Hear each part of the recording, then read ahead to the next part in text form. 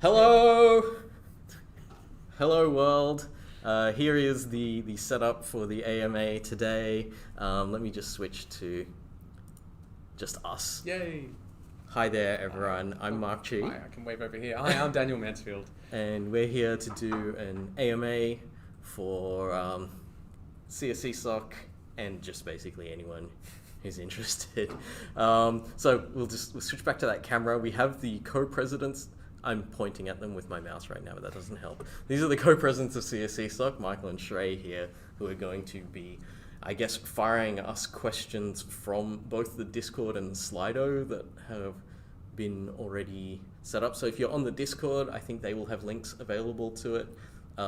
You will also be able to get a link to the YouTube live session that's running on this. If you're here just from YouTube, I don't think we actually put a link on the YouTube to get to the Discord, but you can actually look up the AMA, just look up CSESoc Discord. The CSESoc Discord or the CSESoc Facebook, which will link to the Discord and will have this event in it and stuff like that. So let's come back to us. I guess, I don't know, we didn't have any agenda for how we were going to start this or anything. First question of the night, who are you guys? Oh, the first question that we've gotten from Chee. And can we check that people can hear Chee? Because we've got a microphone aimed at him over there, but it's not super close to it. Test, hello, 1, 2, 3. Yeah. Let's see how we're going with that. Like, I don't know if people are... Reese was asking if they can ask questions from the YouTube chat. I don't think we're going to be watching the YouTube chat that much. I think there'll be too many different chat streams happening at the same time. Abraham says they can hear Chee. Okay, cool. Thanks, so that's pretty good. I think the Discord would be the best place for it. So if you can find your way to the CSESoc Discord, there is a link to the Slido there where you can ask questions as well. So you don't even need to be on the Discord to ask questions. You can ask them via the Slido. Yeah. So maybe we okay. do who are First you? question. Who are you? Oh, me. Oh, yeah. So I'm a level 5 gnomish rogue. Level 5. Yeah, wow. So you've only been in game for like 10 minutes. Oh, we've been in game. No, this game has been going for about a year now. We play every fortnight, so we level up slowly. Oh, right. Yeah, I'm learning how to be a rogue. I just have to sit down and ask myself, what would a rogue do in this situation? My character trait is I make terrible life choices. Right. So whenever presented again with a situation, I just have to think back. Right. What's the most? What would he's called Inan. Right. Which is yeah. Inan as in Inan as in the Akkadian word for demon. Oh. Right. INNIN. Oh, this bounces so the much table. if I touch the table. Yeah. So I'm gonna be real zen and try not to touch the hold her table, but it's not above gonna the work. table. Yeah. I'll hit it for effect every now and then, just for the fun of it. Yeah. All right. So Yeah. who are you? Oh well, now that see, I didn't realize that you were going to introduce via your D&D character. I also work at UNSW, So- but mostly. Well, yeah. Okay. So in case anyone doesn't know, we work at UNSW as lecturers. But I guess if we're going to go like this, I am a Primaris Space Marines captain of the Crimson Fists chapter. I should have brought in some of the miniatures to show people. We could have. That's all right. You find my Instagram. Yeah. So I'm teaching Comp 1511 at UNSW. So if you're a new computer science student in 1511, and I know there's quite a few of you because there's nearly 1,000 people enrolled in that subject, I'll see you in a week's time. Yeah. Yeah. I suppose put my serious hat on. Oh yeah. I'm teaching a bunch of subjects in term 1, but in term 2, you might see me teaching Math 1B. So that'll be the probably first point of contact. Yeah. Cool, another question. Is this Daniel and Marc's first time meeting in real life? We don't exist in real life. No, I think well, more recently, I remember they locked us up in the vats near each other in the same building once. So after we finished lecturing, they put us back into suspended animation to then just be like, thawed out again when the term starts again. And I remember them locking us in the same building at one time, sometime around 1964. Yeah, I think I got your shoes on the way out. Yeah. Very uncomfortable. No, we have met before. We even did a stream once before. We did a stream, but that wasn't in person. No. Right? So I think they're It's asking very if we've met in 2020 person though. before. That was so 2020. But we have met in person since. Yeah. Cool. Now, a really controversial question. orange juice, great drink. Some may argue it's not a great drink. With or without pulp? What do you guys reckon? We really are on Ask Me Anything, aren't we? Yeah. This reminds me of a story, right? So when I was teaching, I was just a tutor at the time.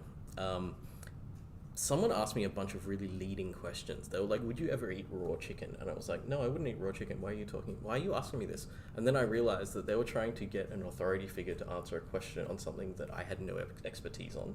So they were one of them was trying to get me to condemn sushi as raw food that shouldn't be eaten, which I wasn't going to do, but they were asking questions to just like push me to off trap the you into to trap me into that. and they were going to be able to hold that over their friend because an authority figure had said that. So whatever we say about orange juice now is just going to reverberate through the UNSW community. I see. As authority figures have said, this is how orange juice. So we could affect the whole juice market by what we say here. So I think that we should just really, really go all in on whatever we believe here, and destroy one side of the orange juice market. Okay. Yeah. That side better involve pulp, because orange juice without pulp is Damn ridiculous. It. Down Yes! with the pulp. That's where I was going to. If you don't have pulp, you don't have any personality. You're not a real. You can't you're be nothing. here. Sorry, go somewhere else. Yeah. This is a pulp-only university. You bore me. All right. I'm gonna like every now and then flick to this so that when they ask the questions, they can. This is Oh yeah. a bit deeper, but if you could give one piece of advice to your first year self, what would it be? Oh wow. Can everyone hear Mike's voice? Because he's sitting further away than Shrey. I'll just repeat the question just in case. The question was, if you had one piece of advice for yourself in first year, what would it be? I don't know if everyone's over 18. I should give that advice. Go on. Okay, so this It's an AMA. Okay, right. Well, I don't know what it's going to be. So I've just told you. Here we go. that, yeah. Okay, so the advice that I wish someone gave me in my first year, and they gave it to me in my third year, which was still okay. And they said homebrew. Homebrew is the Lean in a little. homebrew Just to keep you in the shop. is the cheapest way to make beer. It's just ridiculous, and it's lots of fun. So get yourself a homebrew kit. Make homebrew.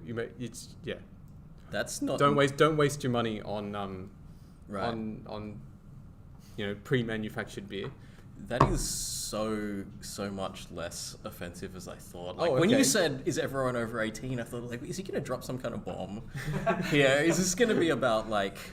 I don't. No, I'm not going to say what I thought it might have been about. Let's leave that one out. Okay. Advice for myself in first year university. I think it'd have to be. Can I swear? I'm going to swear on this. I said homebrew, so we're just going to go Homebrew. down. We're Yeah, just, so advice you is said homebrew, now I'm gonna first start drinking, swearing. then swearing, and Yeah, then yeah. by the end of it, it's gonna Drinking be, and yeah. swearing. That's like. That's welcome to UNSW. That's like. That's also. See you next time. All right, thanks. The string's done. Okay. Piece of advice is to give less of a shit about everything. A lot of things that we feel like are super important. I mean, some of them are important, but if you don't get too caught up in like putting too much importance in things, then you're probably still gonna do better at them. Like a relaxed person's probably even going to be more successful than someone that really, really gives a shit about what they're doing. Like, I mean, I don't mean don't care, but I mean like try not to take on too much of the random pressure that can come with things. Like it's like like students when they first come to university, they care a lot about their marks and things like that. And the reality of the situation is your marks in first year are going to be a reflection of how well you reacted to being institutionalized in a different way than you were in high school, right? And it's not necessarily how smart you are or anything. It's just like, okay, you got dropped into a new system and you had to react. Like my marks in first year weren't that great, but my marks in third year were like really high because by then I figured out how to get marks as well as learn. Like in first year I could learn stuff and it was useful, but I didn't know that there was also a slightly different way of acting that was going to get marks and stuff. And so I reckon if I'd been more relaxed about those things, it would have been better. Yeah, so figure out what's important and focus on what's important. Yeah, And maybe the marks are no longer as important as they once. You're in high school and you want that mark because at the end of your 12 years of education, 13 if you count kindergarten, you get a mark. Yeah. Now you're in university, no one really cares about that mark. Yeah. You got here. Now you want to learn skills that make you a valuable person to contribute to society. And yes, you'll get little marks for each of those little courses and an average mark at the end. But really it's about those skills that you pick up on the way. So I remember when I was at university, again, my marks weren't that great, and I handed in absolutely everything late, which is a terrible idea, by the way. Get organised, not unlike me. But I handed in late for the right reasons, and the reason was I wasn't done learning. I just banged the table. I wasn't done learning. And so I just keep going on it. And when I was satisfied that I'd learned what I needed to learn, then I can hand it in. And yes, I suffer a 10% penalty, but I learnt from all of those things. Wow, that's really cool. Whenever I handed in something late, it was because I started it late. I also started it late, yeah. Oh dear. Yeah, We should be better role models. Can we pick it up? we can't edit it. It's a live stream. It's all. It's No, but I mean we can salvage it, right? Yes. Okay. Yeah. Right. So we'll do another AMA tomorrow with all of the same questions, but with us actually thinking about our answers. Actually, like really funny that whole thing of like, what would you tell yourself in first year? Because me in first year would probably not even have listened to that. Like they would have been going to give less of a shit. It was like, you have no idea how important this stuff is. And then I would have just gone off and lived my life the same way I did. But hopefully someone can hear what we're saying now, and it's helping. Yeah. Or maybe if not now, you're just saying, yeah, whatever. I'm just going to keep doing the same thing. Maybe if when the time comes and you do reevaluate, you can. Yeah, then you can be like, yes, that's what Marc was on about. Marc was right. Yeah, and when you're in the bottle shop spending $50 on beer, you'd be then like, Dan was right. Oh. Yeah. Okay. Another quite dividing question. You're on camera, Chee. It's up there. Pineapple on pizza. Oh, God. So for context, Yeah. the CSESoc directors went on a road trip last week. It's something we do like once or twice or 3 times a year to sort of bond with each other before we start working with each other, right? Yeah. And in this road trip, we had a little Jeopardy session, and one of the questions of this Jeopardy was everybody had to vote pineapple on pizza, yes or no. And there were some really heated arguments. And also for our camp leader applications, one of the questions in the application was pineapple on pizza. Did you filter people based on their answer, though? I did not. No, we didn't. He has to say that he's But on camera. Somebody wrote a full 4-paragraph essay about pineapple on pizza. Right. So it's quite a popular question in this So- AMA. So pineapple on pizza, yes, no, and why? So what they're asking is for us to again adjudicate on something we have absolutely no idea, and we have no stake in this game either, which means we can just throw. I mean, for all throw we know, you to you're the invested wolves. in pineapple companies right now, and Yeah, invested in pineapple companies. sell Is all there pineapple stock. a pineapple company called Game Pineapple Stop that I can invest in? What do you reckon, Dan? I'm having a moment to think about this actually, because I haven't really been thinking about my answers up to this point. I'm just being like, Yep. no pulp. Damn it, I've got to have pulp. Do you want me to go first? Yeah, I'd like you to go first. Yeah, pineapple on pizza. I like it. I think that there is. I love how like I'm instantly launching into lecture mode where I'm pretending that I have a whole thought out thing behind what I'm doing, which I never do. So It looks like you do though. I know. It's very convincing. It's acting on.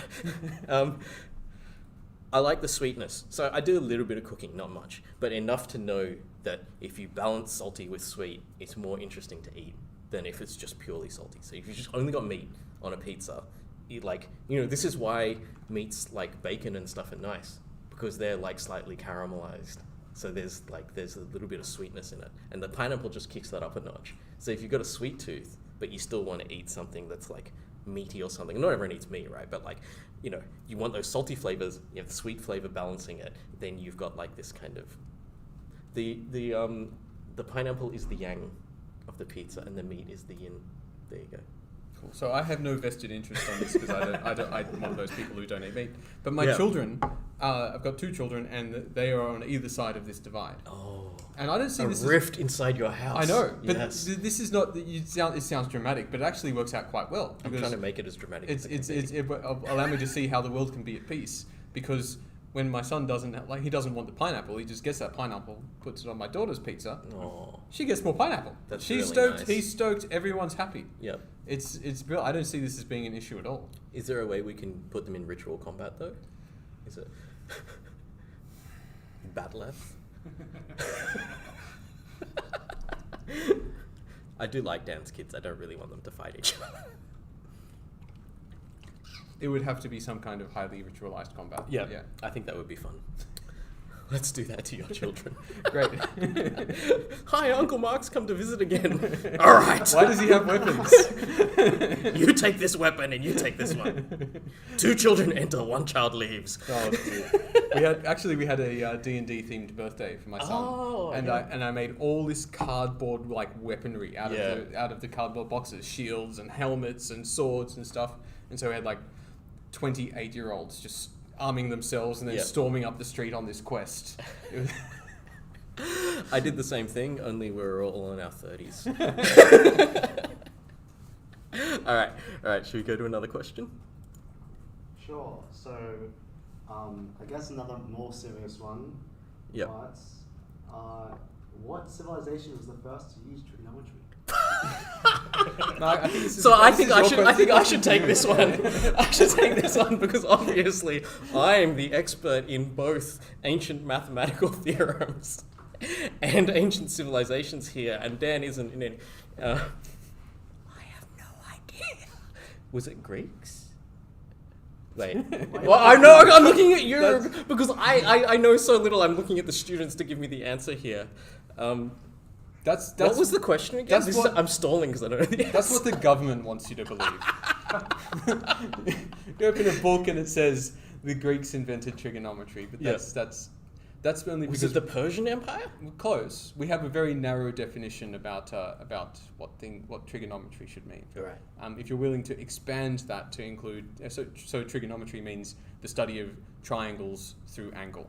And if you're willing to expand that to the study of triangles... Then the Babylonians actually came up with it first.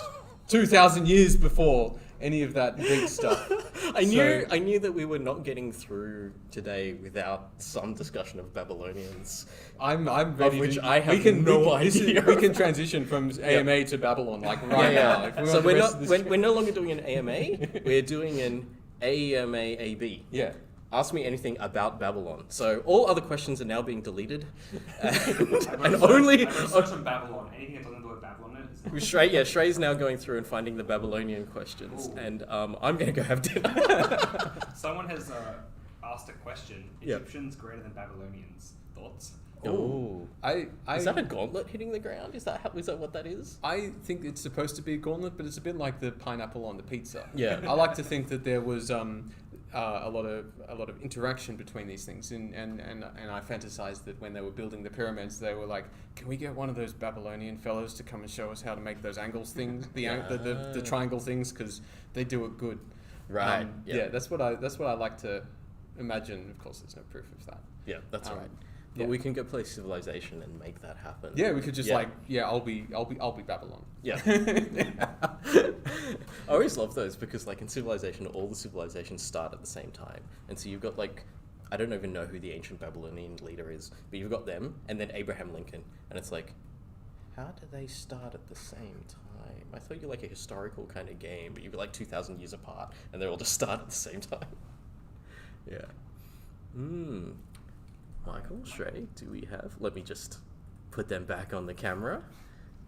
Yeah, hello again. So, this is an actually more serious question, but how much of an advantage will first year students with coding experience have over other first year students who don't do 1511? I guess this is another question. Hey, okay, so I think this question is in multiple parts, right? One is, what's the value of coding experience? And the other one is the option of skipping Comp 1511, was that it? And whether that's good or bad, or... I think the question is more about, like, if I have experience, would that give me a huge advantage in 1511? Yeah. And how much advantage? Oh, right, okay. So, I think that some coding experience will give you an advantage on some things in 1511. That's as much as I'm going to give you, because I've seen people with lots of different kind of coding experience, and I've seen a lot of the times that if you have coding experience but the kind of mindset that makes you think you don't need to learn and you don't have anything to learn, then you're screwed. Because if you already think that you know everything and you're not ready to actually learn anything new, you will always hit a point where your knowledge runs out and other people... So it's like this. You go, I'm above the content. I'm just watching the screen here. So I'm above the content, so I don't need to study. And then someone down here is like, I'm below the content, so I need to study. So they study. And then they go past, and the person who thinks that they don't need to learn anything is still going on a flat line while other people are improving. And it's actually the trajectory of how you're learning that is probably more important than what you're learning. So as much as people have an advantage from having coding experience before, they have a disadvantage because they don't know kind of where they're at or when to kind of kick it into a high gear. So I think that's the risk. So having coding experience is great, and it's great that people are coding. It's great that people are coding in high school. Sorry, I've just kind of jumped on this question because it's like, it's because it was, I think, kind of about my course. But the risk is always missing something because you get into this mindset that you didn't need things. And I think that's the thing. So I think the answer to the question is this is going to go both ways. Yes, you'll have an advantage in some of the purely technical parts of a course like that, but there's a lot of stuff we're teaching which is like, underneath this whole idea of like I'm teaching how to code and stuff like that is the idea. It's that I'm teaching you an attitude towards improving how well you do things and caring about what you do. And if you abandon like the entire course, then you might miss out on that. And that's the stuff that actually carries through like your entire career. Hang on, I'm just waving my arms. Carries through like your entire career and things like that. So I think that's my answer. Cool. Yeah. I guess the next question I have, and for some reason I would hit with food questions. Shrey's the food question guy. Yeah. It was a non-food question for a while, and then this new question just like overtook with the amount of votes it got. So by a significant amount as well. Are cupcakes just muffins with icing? Discuss. Do you want to go first? Or you want I want to think about this. Are cupcakes just muffins with icing? Do you bake at all? I don't bake. I like, it's very stereotypical because I'm like Chinese background, but I stir fry like everything. But I don't know. Because I think, I don't know, and I'm happy to be correct. They're doing it again. They're doing the thing where they're like, can we get these sort of authority figures to decide on something when we have absolutely no credentials here? Are they different? As in like the actual kind of dough that you put into the mold then bake, are they different? Well, you can get healthy muffins. Yeah. Like with wholemeal flour and stuff like that. That's what I think is that cupcakes always have much more sugar in them than muffins. Except for the ones I eat, because I eat like chocolate chip muffins, so I might as well be eating a cupcake. Is it a size thing? I think it's a sweetness thing. So you can have muffins, which can be pretty much anything, like muffins made out of banana. Yeah. Or muffins made out of wholemeal bread with like oats and stuff inside. Or you can have sweet muffins made with blueberries and sugar and sometimes icing on top. So I wouldn't say they're different. I'd say cupcakes are just a special kind of muffin with the icing on top. We need to go into a lengthy discussion about what is a sandwich. Go on. Why do we need to discuss what's a sandwich? We'll try to define it. Trying to define it. So I think the context of this one was I think in New York there was a law passed that enabled a hot dog to be classified as a sandwich. Yeah. And from there the internet like sort of exploded and started classifying all these different foods about what is a sandwich. Is a lasagna a sandwich? Is a hot dog a sandwich? Is a wrap a sandwich? Okay, can I so on and so forth. Can I try and just say that it's anything between two slices, anything involving two slices of bread on top of each other? Yeah. Can we just go with that? I'm pretty sure there'll be examples of things that are like outlandishly not sandwich that include that structure. Include two slices of bread. That's why the definition is so hard. Yeah. Right. Even though we can all kind of understand. This is, we could teach a whole lesson about semantics. Yeah, all right, here we go. I'm ready. I'm ready now. And semantics and connotation and all this kind of stuff, right? Shrey, back me up. You've got Google here, right? What's something that involves two slices of bread that is most definitely not a sandwich? While you're doing that, it's the whole world is like this. Yeah. Like even mathematical concepts, which are supposed to be, unambiguous and, aliens could come out from outer space and still have the same maths as us. Even those concepts have this element to them. Oh. Yeah. Got it. Oh yeah, Shee's got it. Hang so on. if you had 2 waffles Yeah. and like ice cream and stuff in between it, is that considered a sandwich? Waffle bread? I don't know. Is it? Is it? Define I'd bread say now. Define now. Yeah. Yeah, so see, how- it's a just go rabbit down. hole. Yeah, it's a rabbit hole that we're going down of like, what do words actually mean? And then when it comes down to it, we will find out that humans have never been communicating. Or if you Yeah, put- and we don't understand each other at all. At all. Or if you put a piece of bread at the very top of the earth and at the very bottom of the earth, is that Oh, now is that a a sandwich? Yeah, Earth sandwich. Also, Yeah, definitely. how often is Earth a sandwich versus how often is it not? So how many times are there, in a close enough proximity in opposite parts of the globe, pieces of bread that have fallen on the ground? How often is Earth a sandwich? And is there ever a time when the Earth is not a sandwich versus are there times when the Earth is definitely sandwiches? And there's a whole website dedicated to this classification sorry. of sandwiches. I shouldn't have gone there. Which is just cuberule.com. Thanks to Aberam for posting that. Yeah. It goes on forever, but it's a whole debate. Right, so there's a whole thing about what is a sandwich. I don't know if you can see that on the camera. Oh, you won't be able to see it, but it's all right. There's a whole thing about, oh, is a calzone a sandwich folded over pizza? That's kind of a sandwich because that is bread. That's so funny. Oh, and everything, they had a picture there that like, what is a toast? And they had a sushi nigiri there as a toast. Is quesadilla a sandwich? It's a quesadilla. Yeah, okay. All right, let's I have a feeling that maybe we should end this line of questioning. Is it making you hungry? I didn't tell you the idea I had for this talk, that I was gonna politely ask CSESoc to buy us dinner to arrive, because it's like, this thing's going till 8 p.m, to arrive during the stream, and the AMA would just devolve into a mukbang where we would just eat food and not even answer any questions anymore. We like ASMR, eat the food. And that's Nice. it. We've got these Yeah. microphones. Yeah, we have these nice microphones. I think CSESoc owns these microphones. Yeah. Hopefully I'm not just making a whole bunch of sound go in there. Yeah. Okay, so actual questions. It appears like we've got the serious ones. Serious ones? How did you get your first internship? And someone's saying that they keep on getting ghosted, unfortunately. Oh, that's rough. So, the question was, how did you get your first internship? Someone is getting ghosted for internships. Dan, did you do an internship? No, I just got a job.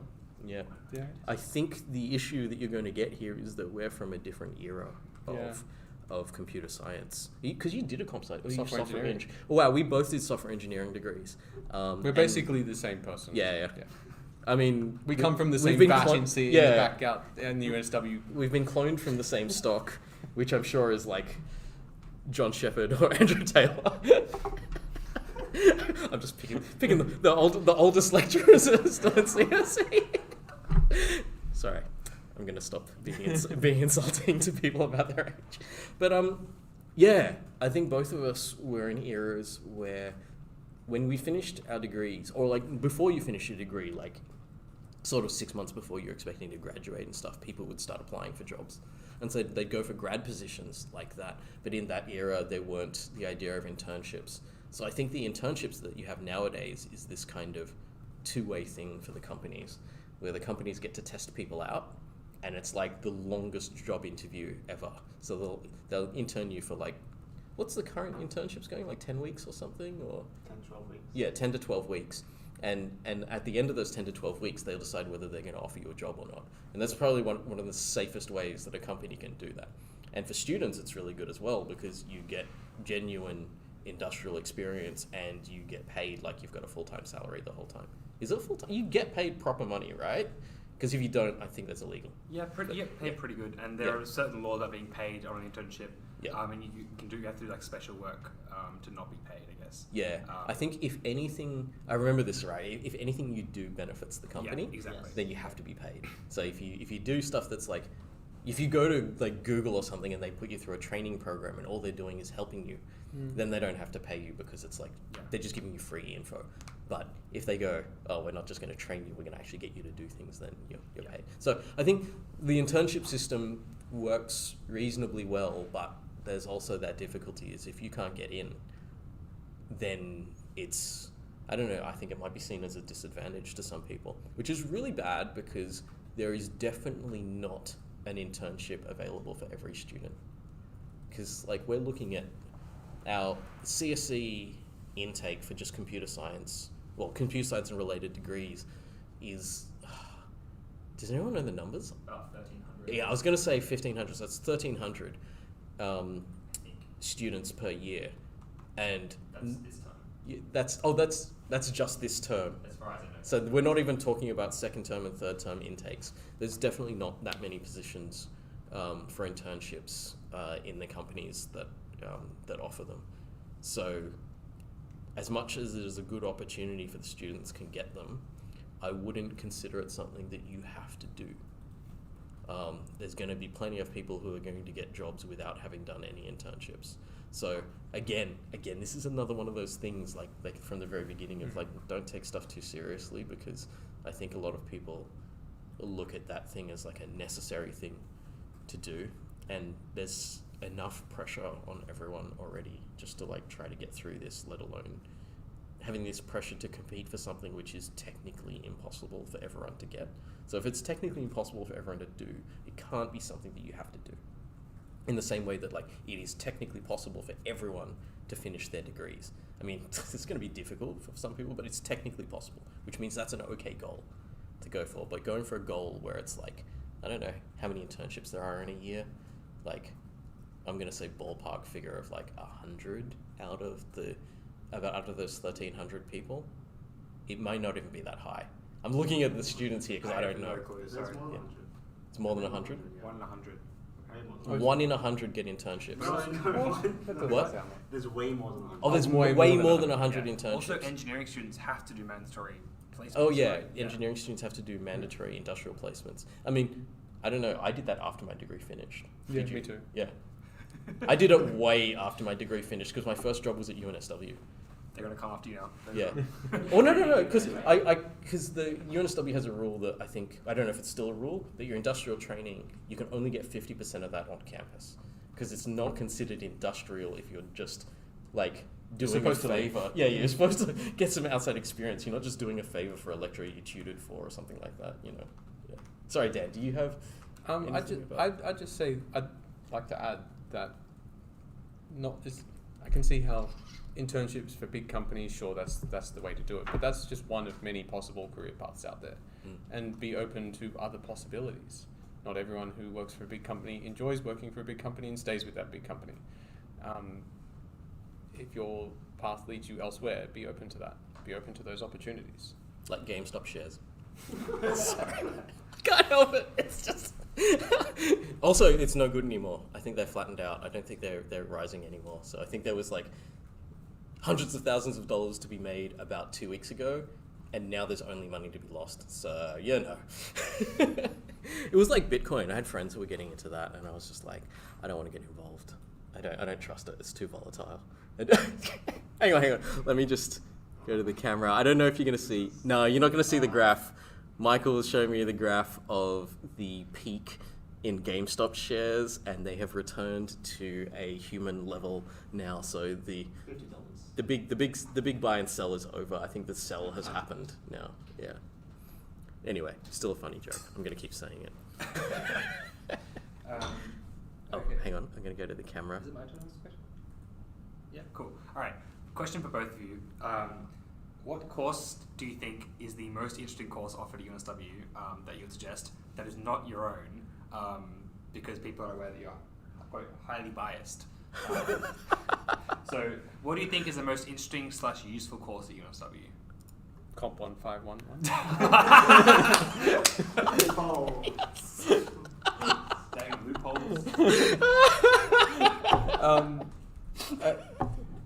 Can I also say the compilers course? Oh, I love the compilers course. That was amazing. This is a tough call. I mean, personally, I think that I can't pick a single course. Also, like, how many courses do you think that we have current knowledge of? Like, we have current knowledge of our own courses.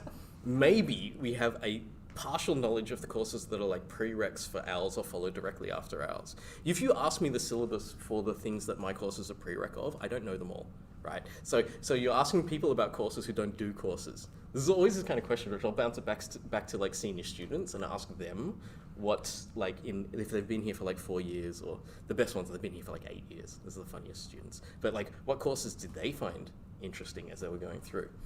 But my super vague answer is something that has nothing to do with what your degree is.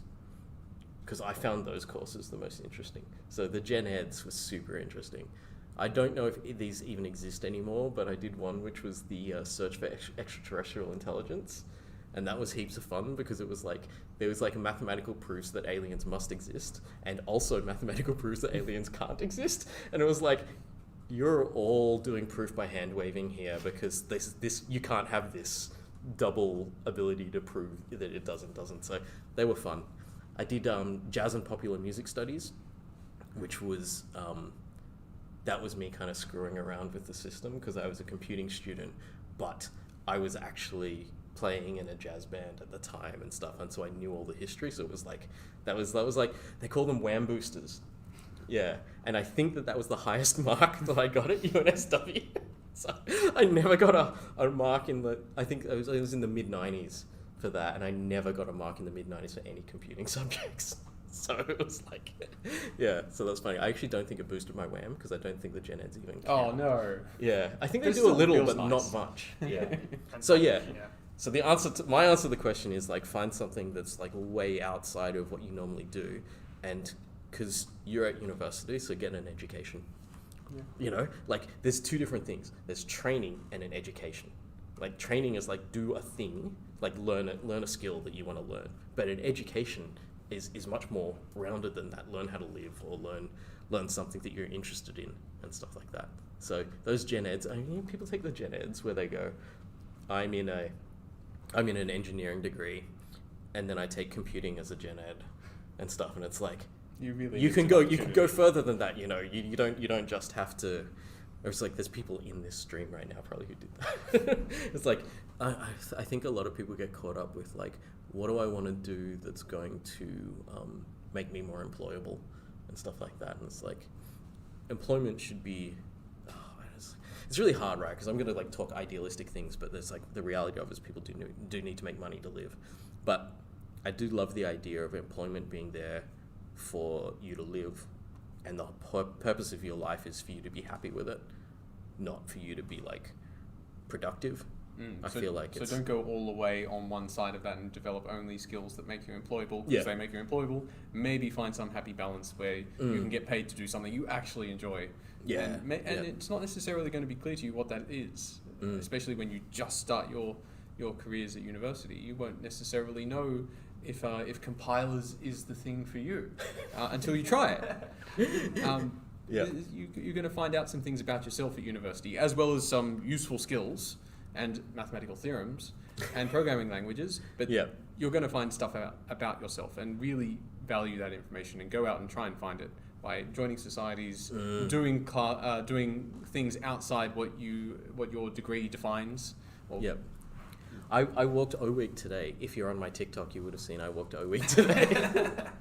So what did I find? I found that there's a board games society, which at some point, I think because they shrunk, had to consume the Warhammer tabletop wargaming thing. Okay.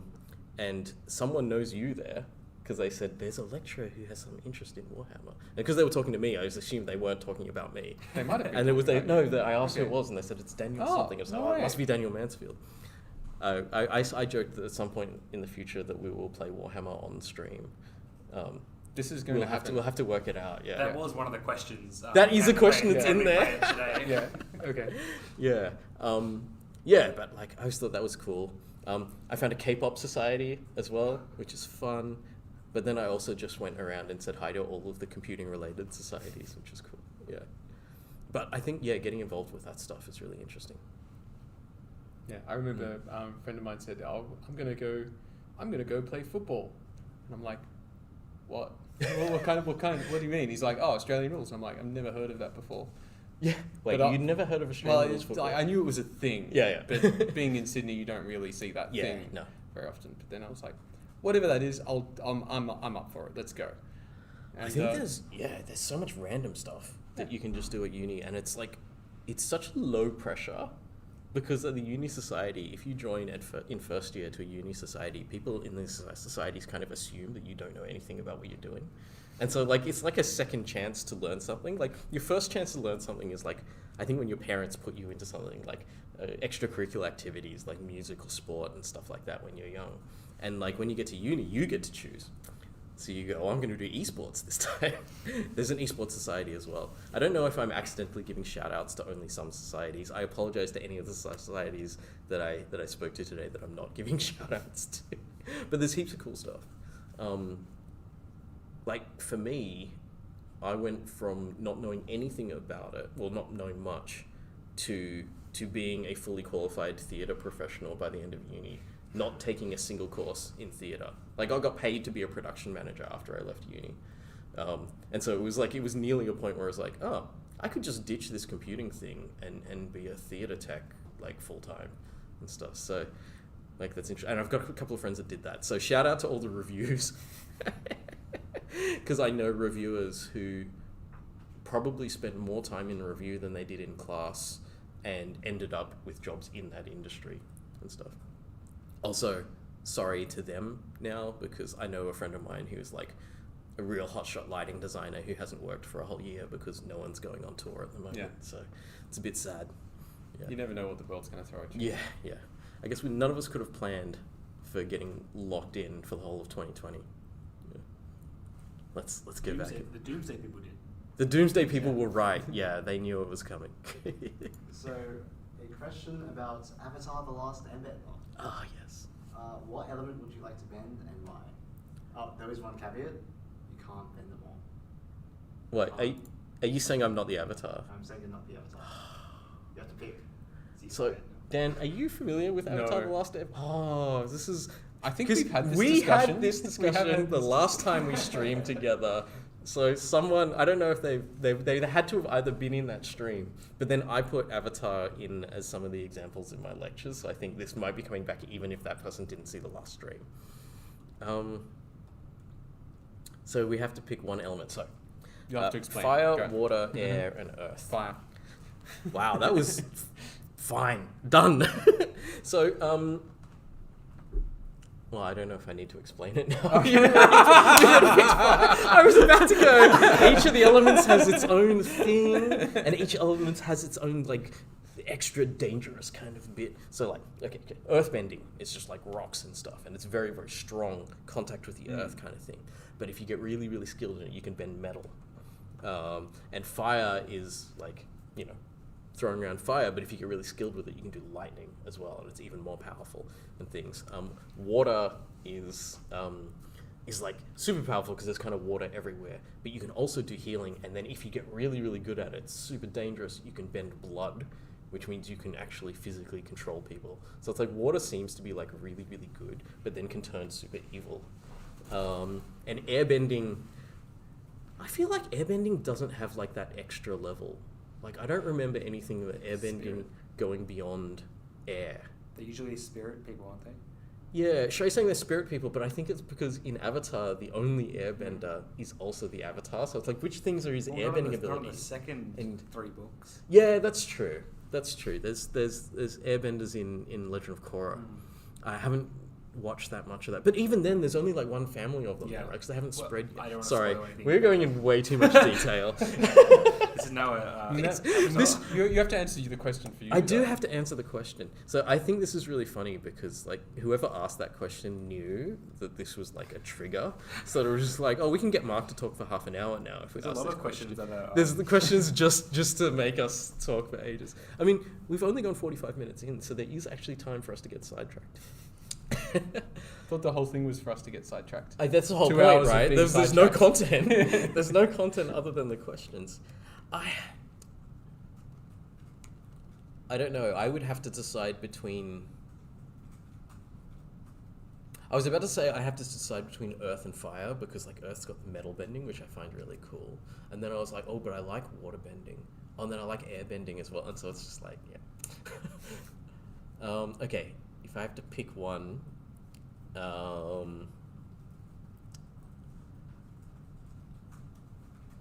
I think it's going to be water bending, because I like the kind of aesthetic of it as well as the philosophy. So like the different tribes have a different kind of philosophy. So I think fire is like strong emotions in a sense, so they can channel their anger into the fire and stuff, but it's not just anger. Like, it doesn't always have to be like evil full-on people or anything like that. Water is a much more tranquil thing where you need a settled mind to be able to actually work the water. So I think I'd prefer to be able to learn that than just to be like forceful. Fire. Yeah. And earth is very forceful as well, but it's forceful in a more grounded way. And air is very not air is not grounded. Air is very much like, it's very playful and flighty and stuff. In fact, I'm changing to air because that's more my personality. I think I'd be bad at bending water, so I'd be better off bending air. So I'm going to like switch last minute to air bending. And we're going to stop this conversation before I continue and say why I would bend each of the four of them in different ways. Because I will do that if I'm not stopped. That might be the next question. Yeah, right. The follow-up question.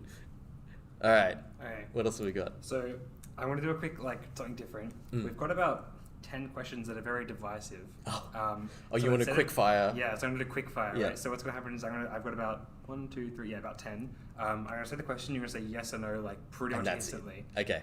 And that's it. And if we want afterwards, we can come back and discuss them. But Right. I think it's up to you guys. So Oh, first okay. question, horizontally or vertically sliced bread? Who slices bread horizontally? Oh, like a baguette or something. Sorry, I was supposed to say yes or no. Vertical. Vertically. Vertical. Vertically, It's just okay, cool. like more... Bread down that way. Yeah. Yeah. Is water wet? Yes. No. Pancakes Okay. or waffles? Pancakes or waffles? Waffles. Pancakes. A GIF or GIF? GIF. GIF.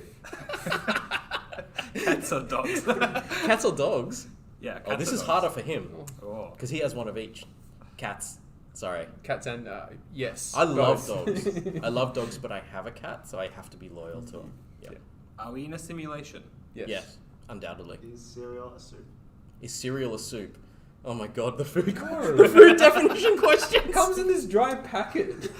Yeah. You had to say, is cereal with milk a soup, and then we would have. That would have been a cereal- conundrum. We'd have to think Yeah, about but that one. because you said it, Ask if- better questions. Yeah, if you were going to do it on definitions, then we're going to debug on definitions. Is a loaf of bread that's sliced a recursive sandwich?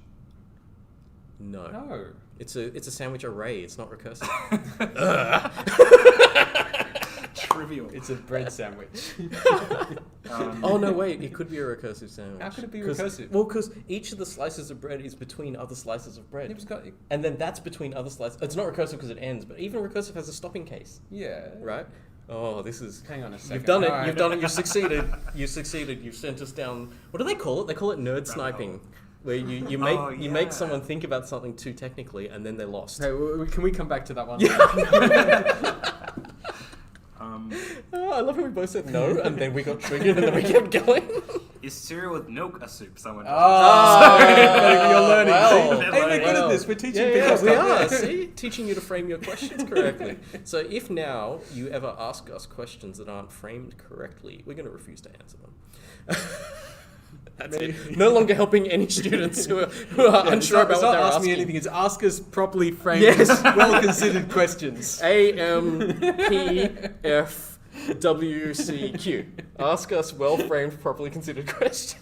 Right, like the bread one, the recursive bread. Okay, so Wait, this was the cereal with milk or soup. Yeah.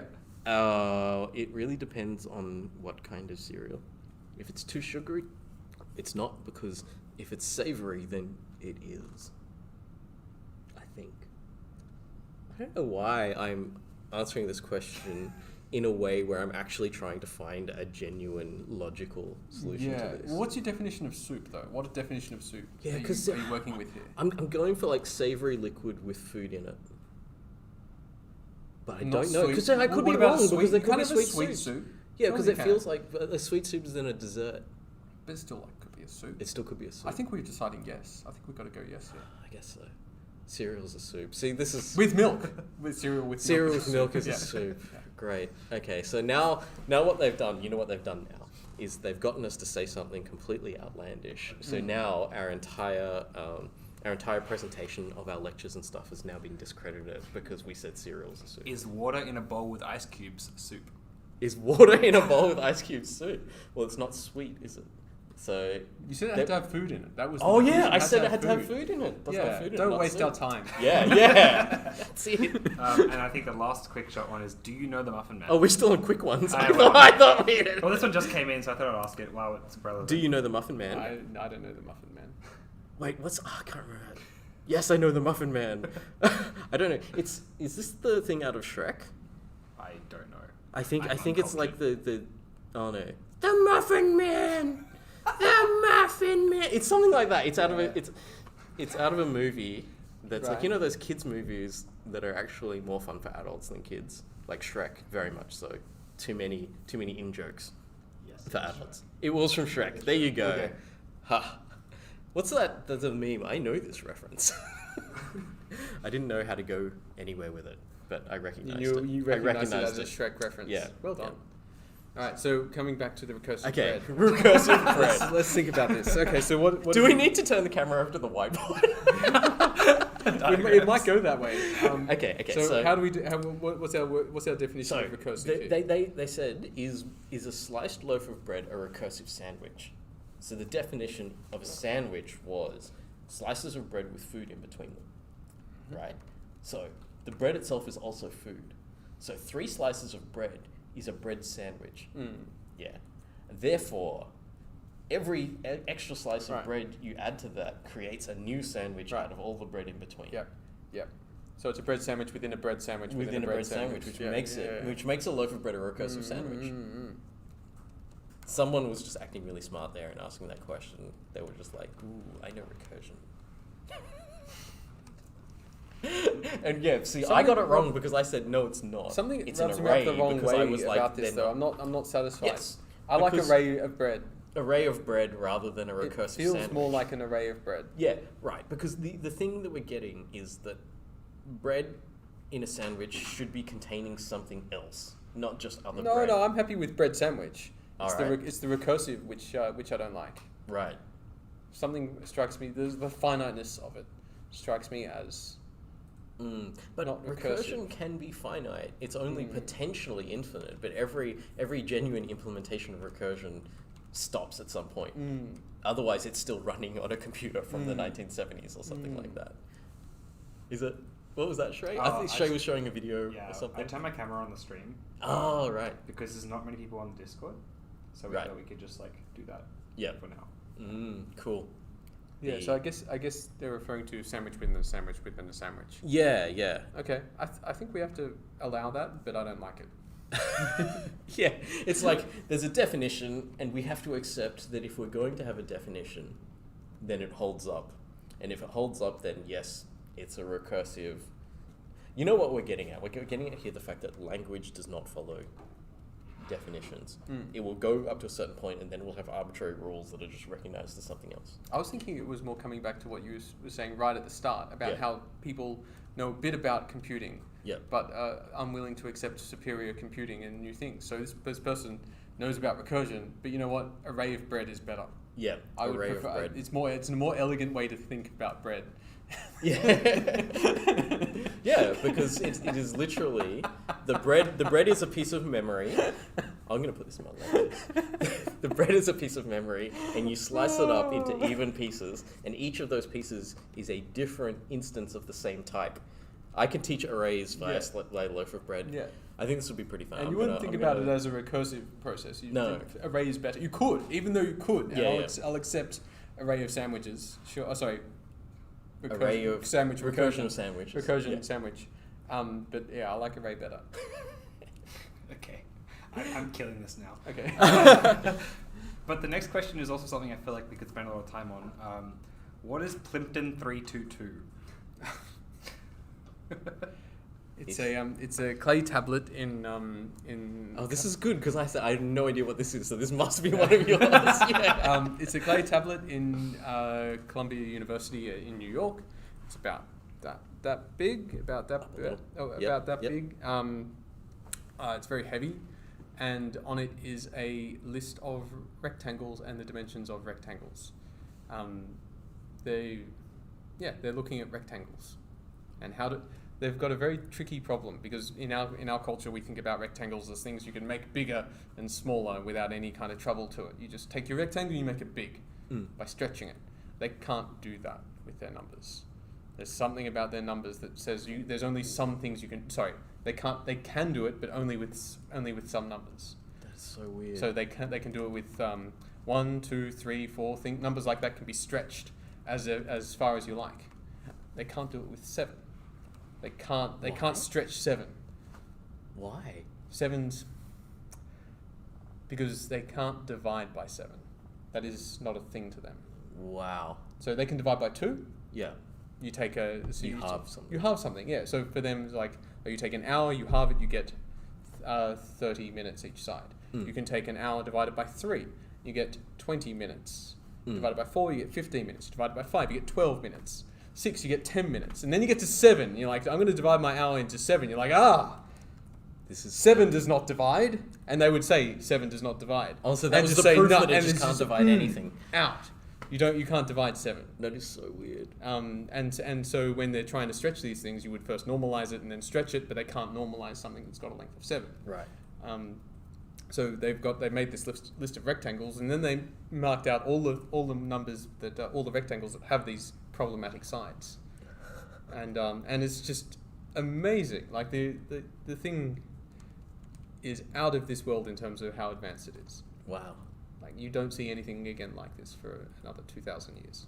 That's amazing. So they were able to do scaling with things at a point where mathematics wasn't even able to divide by the number 7. Absolutely. And they didn't have 0 either. They didn't believe in that. Oh yeah, no that's 0. right. Forget Yeah. 0. No, that's not a thing. But they were able to lead rich mathematical lives in this like alternative universe.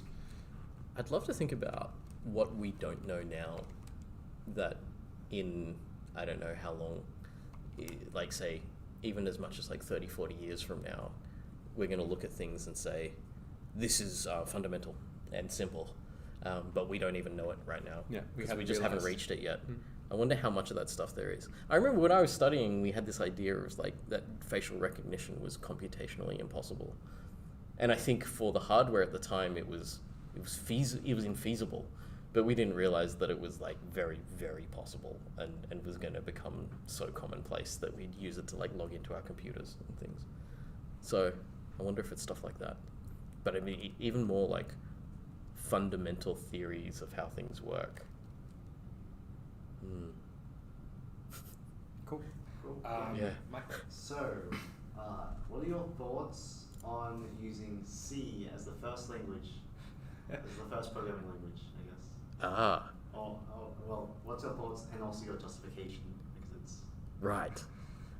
I guess this one's aimed at me. We were using C when I started working at UNSW, and I haven't had time to change it. Would you change it though? That's not a genuine answer, though. I think, theoretically, if we're going to talk about this, I actually do talk about this in my lectures at the beginning of like why we're using C. It's a language that gets you a little bit closer to the computer than a lot of other languages. So I think a lot of people might learn... maybe a while ago it would have been JavaScript. More currently, I think people are learning Python as their first language. And they're pretty good languages to understand the basics of how to code. So like you're following a series of instructions, you can loop through things and stuff like that. You can branch with if-else statements, all that kind of stuff. And that's really kind of bread and butter programming. But C just says to you, okay, now we're going to give you control over the memory in the computer, and you're going to have to understand how these zeros and ones are laid out in the actual physical computer memory. And you have to have some kind of idea of how that works, because everything that you're going to do afterwards is going to be built on the idea that this is all running on hardware. It's not just a completely abstract world where your instructions just sort of work and you don't really know why. So I think that's one reason for me why C is so good, because it's it forces you to go one level deeper than the other beginner languages.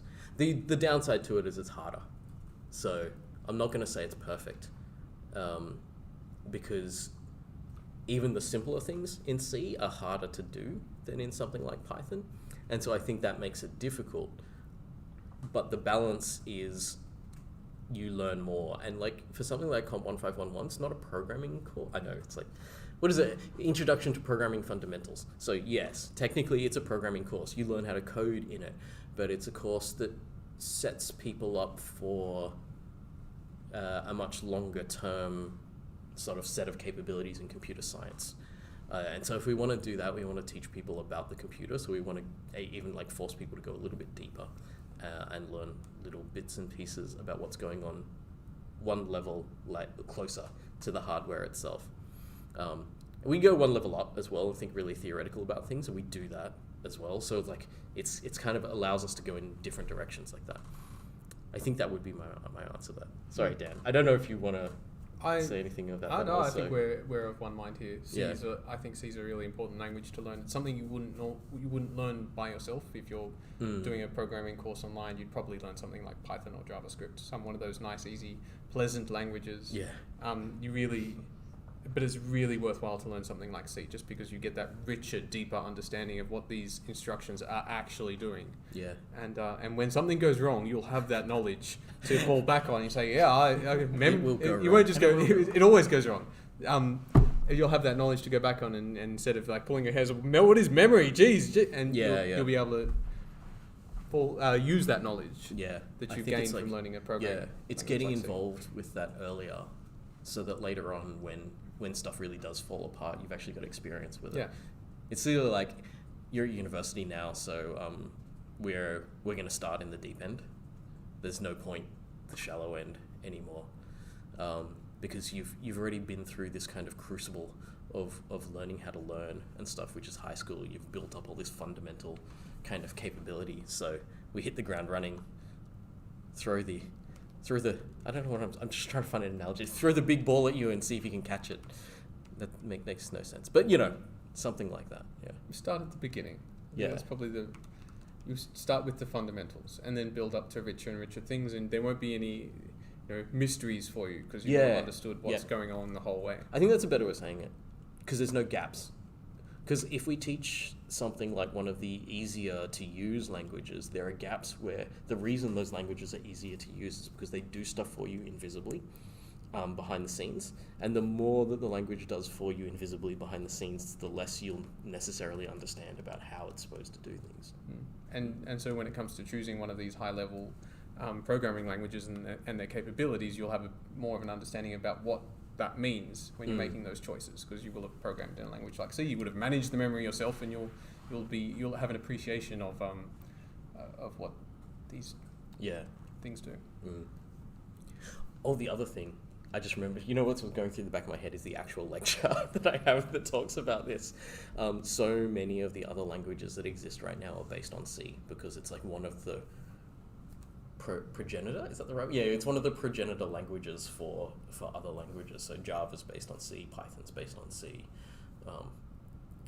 That's nearly enough. I don't even need other examples. And obviously C++ and C# are based on C. That kind of went without saying. So it means that you can actually follow the path through to those other languages, and it's very easy. Do you think it's like learning Latin? I don't. So you kind of know where I was about to agree. Know where these other phrases come from? I think to a certain extent, yes, but I think Latin is used much less in the world. I'm giving it as it's a dated analogy, okay? But if you're going to learn French and German and Spanish, then maybe it makes sense to have that Latin background, because all these other things will make a bit more sense to you. Yeah.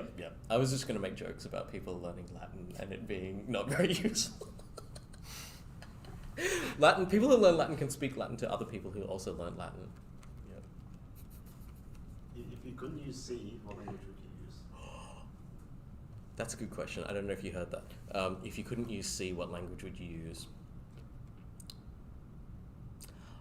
I think if I couldn't use C, I would potentially use Python, but then would have to push other people's courses like directly after mine to do memory management, because there'd be just this giant hole in what we're teaching, which is like how to work the computer, you know. So we could teach it in Python, but I think we do well with the first 6-7 weeks of the course at most. But the final 3 weeks of the course where we get deeper into like this kind of like using your computer in more serious ways, just we couldn't do it in Python. We'd have to do it in something else, and there wouldn't be time to teach another language. So like what we would do is we would open up a hole in people's education, and then I would just be like throwing it at whoever's teaching the computing students afterwards, and just going, oh, you're gonna have to deal with this because I didn't teach it to them. So yeah. So, but I think that Python as a language is a very kind of universally used and popular language, has lots of applications and things, so it's the kind of thing that would kind of make sense. Yeah. I'd make them use assembler. Oh, you go down. I go down. one level down. You don't like see you going down. Yeah. Yeah, and just get them to do really trivial stuff, but in assembler, and then But they'll be begging for C. Your training wheels are made of lead. Did you do Haskell in your first course? I have here? no memory of doing it, but apparently I did. Yeah, because I did that. I remember that. So we're like this next generation of lecturers after the hallowed Richard Buckland, if you've heard of him. I think he would have taught you in first year as well, right? He didn't teach me in first year, no. Oh, maybe it was a bit later. So he taught me in first year. He taught the course I'm teaching now, but it's a completely different course because it's like way, like decades apart. But when he taught that, he taught Haskell, which is a language that I don't think sees much use. So it's nothing that you would argue is useful in terms of like direct preparation for working in industry or anything like that. But great for making you think about the patterns of programming and the logic and the flow of data and things like that. So if I couldn't use C, I would accept an argument for that, because obviously that argument had been made years ago that it was potentially a really useful language. So maybe, I don't know. I think if someone would have dropped that bomb on me, I would say, you're going to need to give me 6 to 12 months to rewrite the entire course, because there is so much content. I don't know how many lines of code are in our code base for the course, but I'm going to ballpark it at like 10 to 20,000 lines of code, and I'm not rewriting that between terms. Like that. Yeah. Let me go to the other camera. Cool. I'm trying to pick a good question here, because there are a few ones, and I don't really understand the top one, so I'm going to Google that and come back and ask that. Go with the nice one. Favorite video game? Ooh, but there are so many. Can you boil it down to a top 3? I can. Do you want me to go first? Yes. Best game. Okay, no. I can actually pick one best game ever. Okay. Knights of the Old Republic. And I'm not going to say why, because it's narrative story based, the reasons why. But this is BioWare. I think I've got another video on this on my channel, which was the history of video games workshop that I did with CSESoc last year, which was, what was it, Michael? It was a 40-minute workshop that I did for 2 hours because it was 4 hours long. It was 4 hours. And one of those hours was playing Halo. Oh, well, yeah, but the hour at the end was me just streaming me playing Halo. So I think at the time, and potentially still now, one of the greatest achievements in narrative storytelling in a computer game, built in a system which was very similar to the Dungeons and Dragons combat system. So it was like a little bit of cheating, that they took a tried and true system that had been working for like 20 years and then put it in a computer game. So that made that part of the system work. But the sheer amount of content that they put into it, and the way that the story arc came together into like this amazing kind of like cohesive story that still kind of reverberates through the Star Wars universe now. Yeah, that would be my number one. Do you have? I always liked SimCity. I don't know if anyone Classic. plays SimCity anymore, but it's just this.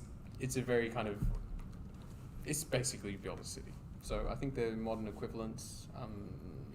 There's actually a lot now that I would say are the spiritual successors. Okay. So I'm talking Factorio, Satisfactory, these building games, Okay, yeah. systemic building Yeah, games, yeah. where you have to balance things and stuff. Yeah. But I think the other games in like the sim universe is going to be things like City Skylines and stuff like that, where you actually, is it called Skylines?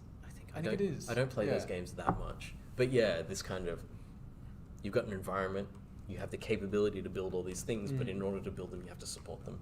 And so it all just kind of goes up like that, and there's so much freedom. Yeah, I think they're beautiful. I think a lot of people are going to play Minecraft, and I don't think Minecraft could exist without SimCity. I think the Maxis games of that era, the early 80s. That kind of style of game. Yeah. It's more about creation and building upon your creations. Because I think nearly everything up until that point was you control a character, and then everything has to flow from you controlling the character. So you're either fighting stuff or escaping stuff and stuff like that.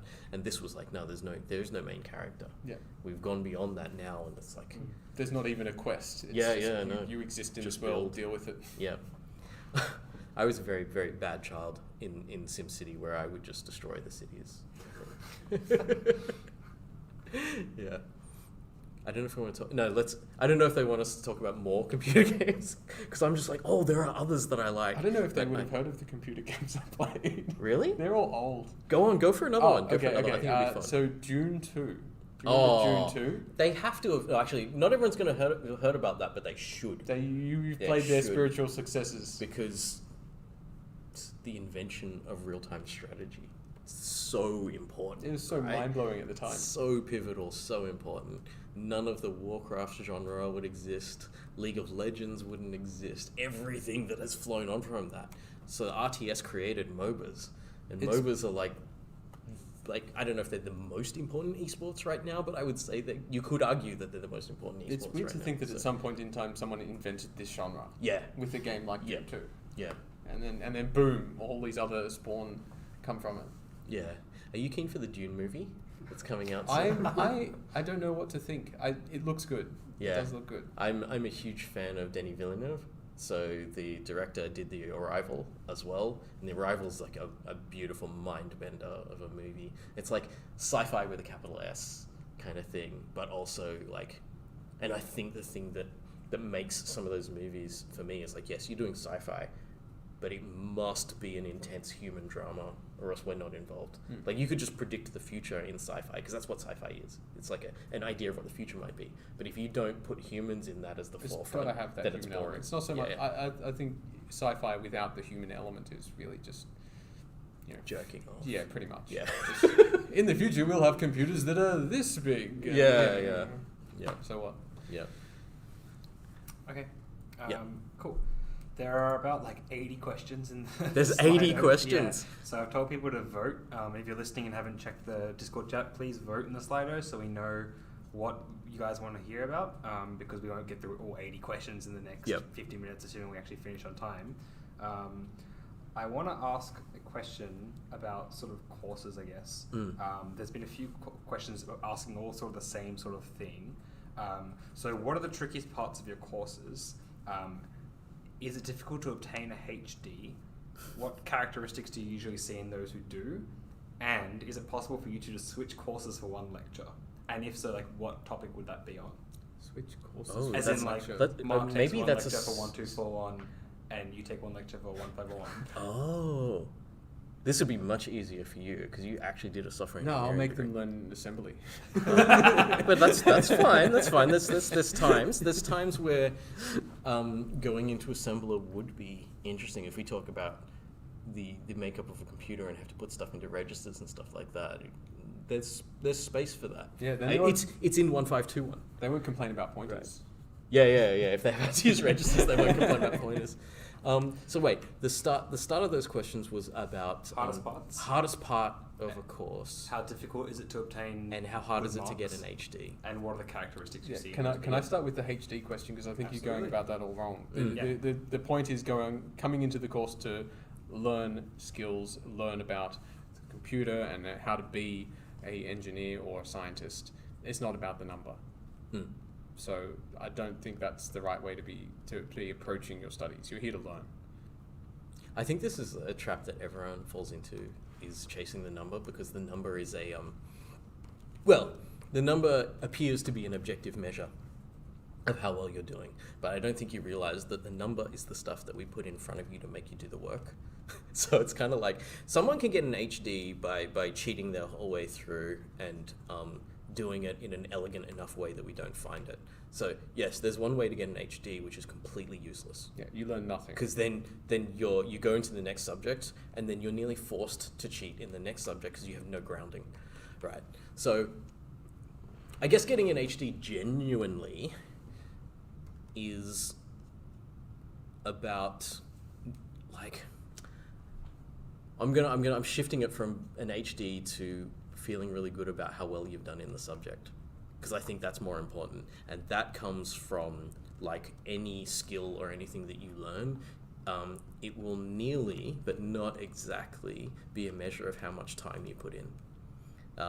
Different people are going to need different amounts of time, but for you, it's like, do you prioritize this over other things, or do you make a sacrifice somewhere else on behalf of this? So I could see a student getting an HD really easily in Comp 1511 and failing all the other subjects that they're in at the same time. And, like, I obviously don't think that's a good idea, right? But I say it's possible.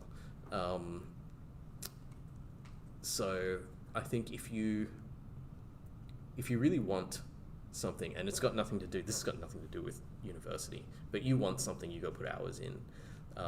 This is very much from like thinking about art and stuff like that. So I do a lot of painting on the side, and in art circles they have the concept of the 10,000 hours, and it really doesn't matter how good or bad you are in those 10,000 hours. Generally everyone's shit.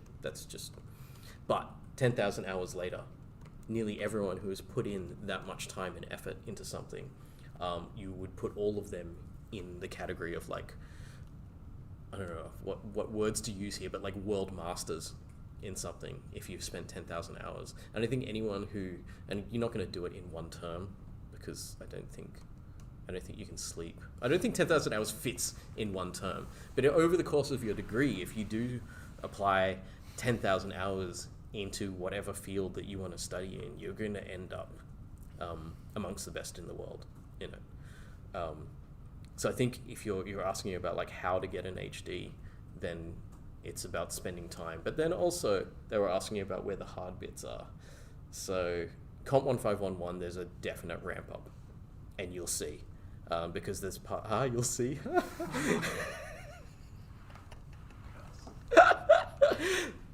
I'm the only one laughing. That made other people laugh. I'm smoking that you think this is funny. Yeah. It's just such a common word. I did a whole rap on it when I was, like, last term. I was doing freestyle. It wasn't freestyle, I was writing them beforehand, but I was rapping at the start of each lecture. Not each. I think I only did 3 or 4 of them, but still. What was I going to say? There's a point at which we go from basic programming concepts that anyone could learn with, I'm thinking, like, depending on how logically thinking you are, you could spend something like 10 hours worth of effort. So nearly, like, if you were able to concentrate for 10 hours in a day, which most humans can't, you'd be able to pick up in one day the first sort of 5 weeks of the course. It would be really, really hard. It would be a bad day, which is why obviously it's spaced out. But once we hit the kind of final third, I'd say, of the course, where it goes into what I was talking about C, memory addressing, memory management, complex data structures called linked lists, that's a bit where you really, really need to concentrate, because that's a bit where it gets hard, and we ask you to kind of have understood everything beforehand, because we're going to use it again, and then twist it, in a sense, and make it more difficult. So I think there's a point, and everyone sort of has been through 1511 knows this. Everyone knows it's like week 6, week 7, where like, everything goes bad here. And so this is the point where you want to go to every lecture and you want to learn everything and study it. So it's going to feel, I think, for especially, like, we're talking about people with prior experience, they're going to feel like it's too easy. And then they're going to hit that point, and it's going to sneak up on them. So I think if you're ready for it, you know it's going to get hard there, that helps. And making me think I should put that in the early lectures to tell people that, because it's going to make it easier for everyone if they know that it's going to get hard. Because then you're like, like psychologically, if you get like a bait and switch where everything appears easy and then suddenly becomes hard, then it actually makes it harder for you to do that. Whereas if you knew that it was going to, then it's much easier. You might have approached the course slightly differently. Yeah. I guess with my course, first of all, what about the HDs and what kind of students get the HDs? I don't like the idea of using a number as a motivation. Ask yourself, why do you want that number? What is it that makes you hungry for knowledge, and use that to drive you? Why are you in this course? Why did you choose this? Why are you here? No, it's not to get that HD, because years from now you won't care about that HD. And chasing a number is not going to make you hungry and stay up those extra hours and get stuff done.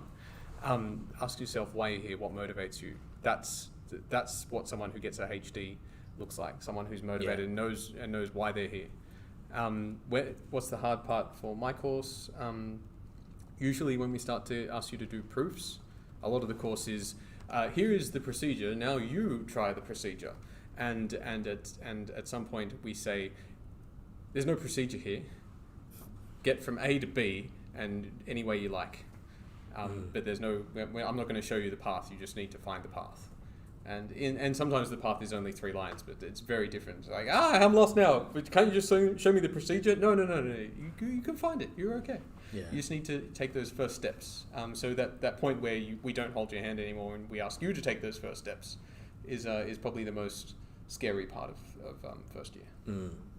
At least in maths. Yeah. I remember that. I think that's about the last time I did maths. That's not entirely true, because I do a lot of computer graphics stuff, so the matrix maths never left. Although I do have to relearn it every time I go to teach it. I always love that thing about how the joke that we're literally 1 week ahead of the students. It's like sometimes when you're teaching something, you're like, oh, this thing. And you're going to go, no, I've got to go back and look at this before I'm going to teach it. And I think that's actually really valuable. It's also got to be really polished as well. Like you have to, yes, you know it, but it has to be super polished by the time you get up there. Yeah. Cool. Shall we more questions? Go to more questions? Questions which constantly switch up and down. Oh, okay. So I'm just going to have to... They switched again, I think. Oh yeah, they switched. Why are hexagons the best gons? Hexagon best gons. Why is a hexagon YouTube video. the best gons? Is this... I have no... There's a YouTube video on it. They're referencing a video that we haven't seen. I think so. Right. We apologize that we haven't, but... It's also 10 minutes. I do want to point out that hexagons are the symbol of a certain era of technology. So basically about 100 to 200 years in the future, we expect to see hexagons everywhere instead of like the squares and rectangles that everything's built from now. Because anything to do with like cyberpunk or like animes in the near future and all this kind of stuff, for some reason their symbolism of the future is a bunch of hexagons. So I guess that's it. Also bees. Bees like hexagons. Bees like hexagons. Yeah. I don't know. The bees said it was cool. So yeah. So maybe how can you argue with bees? Like, true. Yep. Okay. Unfortunately, I think, like... I haven't seen the reference, so I don't know. know. I haven't either. And like, we like put a lot of effort into like trying to stay current and stuff like that, and they've caught us out. They've caught a gap in our research. I put my effort in going the other way. I'm like, I want to go further back. Yeah. Let's go talk about Babylonia. Yeah. What came Babylon, sorry. Yeah. I just said Babylonia. That's not a place, is it? Yeah. Okay. Michael, what was the other question? Did you want to do the other question or something else? Yeah. The other question is, have you enjoyed doing online lectures, or would you prefer to go back in person? Which is an interesting question. Yeah, good question. I got timetabled some face-to-face tutorials, and nice. I was really upset by that. I was like, but I don't want to go back. I like the online ones. I can wake up 30 seconds before I go live. I enjoyed the I enjoyed the kind of what's the word here? The feedback? Or? No, not the feedback. The not the drama. performance. Yeah. I enjoy the yeah. performance, Mhm. and it's really hard to do that Yeah. online. Yeah. So it's much easier when you're on the stage, you're standing, you're moving, you're doing it. Yeah. There's and physicality yeah, in that. yeah. So that part I miss. Mm. That said, I think the online things have worked pretty well as well. Yeah. I do agree that the one of the things I miss the most is the immediate kind of being in the room with people. There's always funny things where I would like, people always don't realize that we can see everything in the lecture theatre. Like, we're only looking at one thing at a time, but if you can see us clearly, we can see you clearly. So, like, I would look around and see people, and then I'd have certain people by partway through the term that I knew I could read.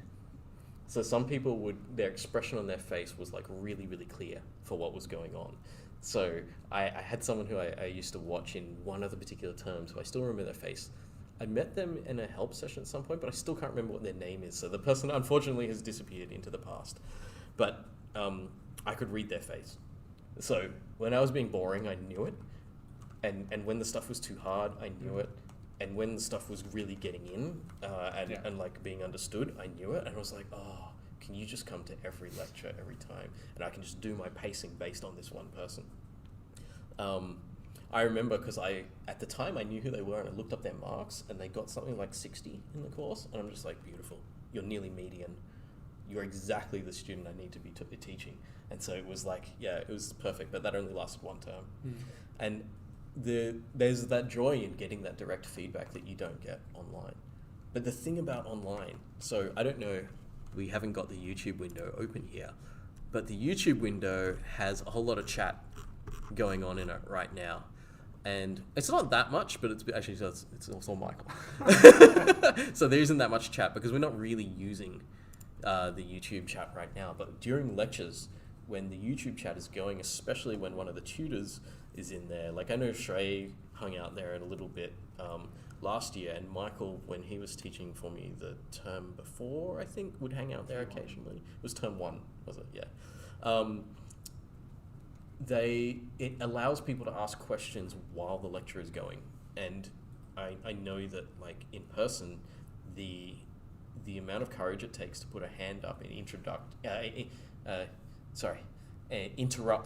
the lecturer in full flight is something that people just don't want to do.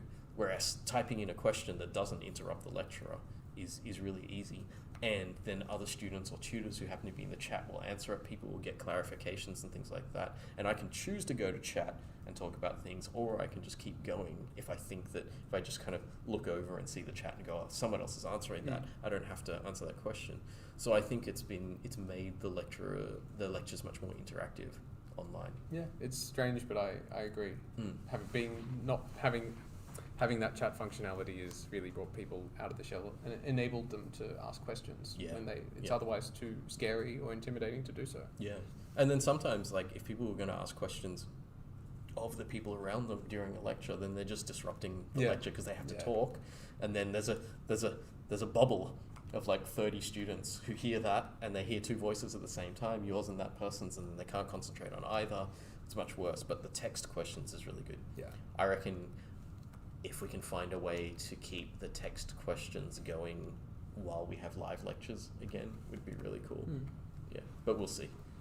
There is potentially some way. I'm looking over there because my subject admin Tom is actually sitting in the room on the other side, and I know that he's working on something like that, maybe sometime in the future, so that when we go back live. Sorry. Go back to it if you want. I wasn't. Yeah, no, I've thrown way too much work at him already as it is, so I'm not sure if he can do that as well as other things. Maybe I should put it up as like a thesis topic or something. Get someone to do that. Yeah, we'll see. Cool. Yeah. Next question. Why do I get the weird question? Is mathematics real? No, it's a figment of our imaginations. We made all that. We can't even agree what a sandwich is. The same applies to mathematics. You know, what's a number? Yeah. Someone in my higher math 1B. So this is supposed to be like the students going on to do more advanced mathematics, maybe even research. He comes up to me and he says, "What's a number?" And I just thought that was such a great. We'd be talking about all this crazy stuff, and he just goes right back down to the bottom and and I had no idea how to answer that question. Yeah. You know, how dare you ask such a fundamental question? It's like you ask, how do you breathe? Right?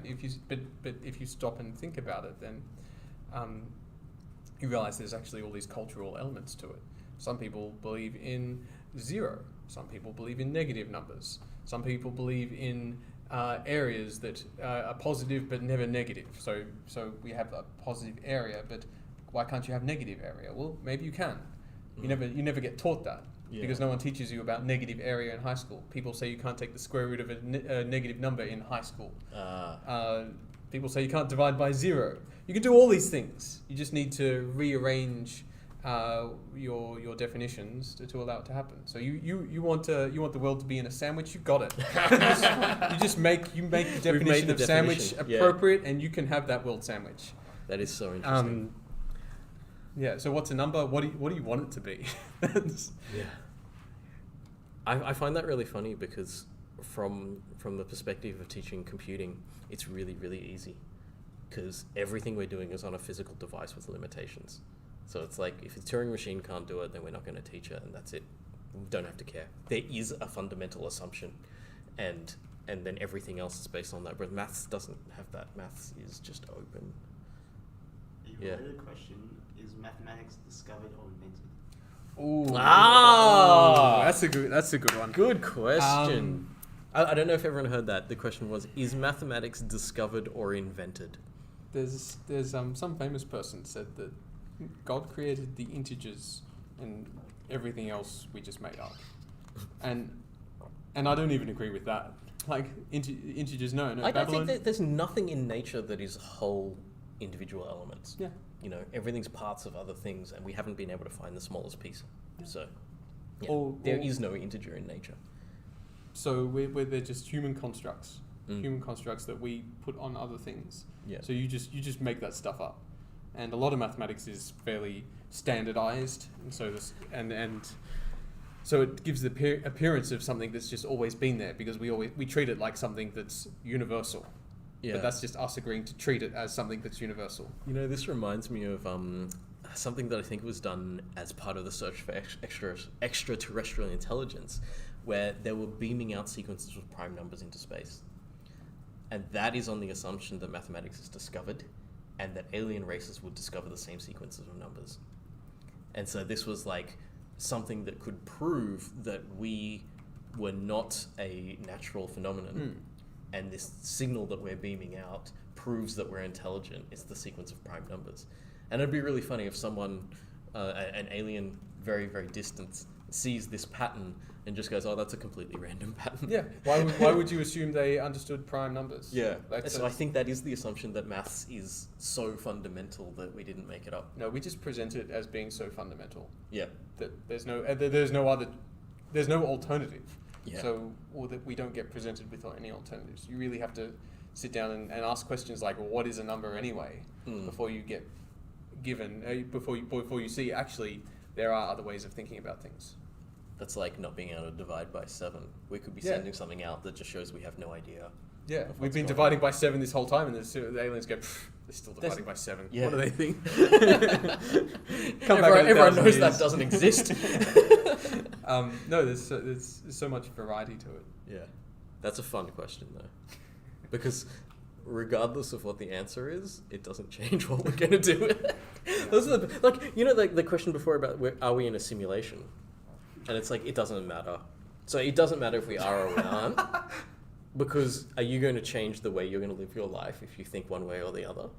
It's like I'm still going to, even if none of you are real, and you're still just sort of just like a series of bits and bytes that have been put together to look like a personality construct, that doesn't mean you don't feel. So that doesn't mean I'm not going to care about you as a person, right? Because if I'm only one of those bits and bytes as well, then I'm as real as you are anyway, and so we just got to go for it. Okay, cool. Yeah.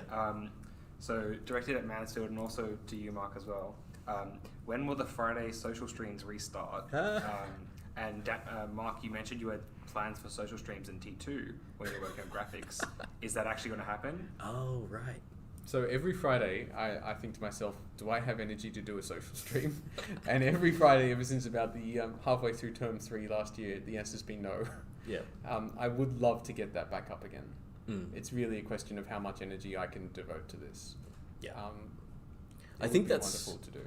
Yeah, that's totally what it is. I think for both of us, because we're both people that teach a whole lot of students at a time, and the sort of the background load of teaching the big courses is a huge amount of fatigue, and so we're both dealing with that. So as much as we like to do those things and we think they're really great, it can be really difficult. For me, term 2 is a reasonably high likelihood because I'm building a new course and I want to try this idea of showing you what I'm doing when I'm building the course. So I'm actually going to be going through and saying, okay, here are the decisions I'm making. And I don't want to make this like a video series, because if I make this a video series, you know, like every hour of video content you make takes like 4 hours. Because you'll get partway through recording and you go, oh, I said something weird. I have to go back and do it again and stuff. But if I live stream it, maybe it's okay. You don't have to edit it either. It's Yeah. So you just throw it out there. I have so many of my live stream lectures, like nearly all of my live stream lectures, I don't watch them again. Because I'm like, I know they're full of mistakes and like little slips of the tongue and stuff like that, but they happened and they were live and people learned good things from them, so they're fine. But if I wanted to, I would pick at it and I would edit it and stuff. So I will probably live stream. And so what I will be doing is, if this works out, we'll see how it goes. But if this works out, what I'll be doing is giving people some insight into how a lecturer builds a subject. So it's kind of like, this is what I want people to learn. I have 9 weeks worth of content in 10 weeks. How do I squeeze this in? And then you will see the heartbreaking moments where I have to cut things out that I really wanted to show that I think are exciting. And I have to be like, here's some extension stuff, look it up yourself. You know, I won't be able to teach it and things. And I think the funniest thing you're going to get out of that if I do it is you'll see how much is genuinely me and how much is me going online and going, these are all these different things I saw other people teach well. I'm going to piece them all together and that's my subject. You know, there's going to be live streams of me just watching other people's YouTube. Like, I think we should be honest about this, right? Because like there are some courses that you will get from some lecturers where they genuinely make it all up. And they're making it up because they are the preeminent experts in a particular field or something like that. But even if you are an expert in a field, you may not be an expert in teaching it. So like you get this kind of thing where like resources we use are not that different from the resources you can find as well. But I'll be piecing it all together and saying, okay, how do I structure this so that people can get this stuff done? I have this huge conundrum for graphics, which is like, how do I actually get people programming in a system to generate 3D graphics when the school does not have graphics cards in the labs, and the VLab system that we use to get access to the labs also doesn't have any graphics capability. So can I trust that everyone enrolled in the subject has something that can run something like OpenGL, or do I have to set up something so it's more universally available for people to do things? So, I don't know. I should live stream the conversations I have with the computer support group here at CSC and just like, so can you put like an extra $1,000 worth of hardware in like every single lab computer? We kind of already know what the answer to that's going to be. It's like, but it's for this one subject that I'm running that only runs 1 term this year. It's like, oh, really? That's even better justification. Yeah. So...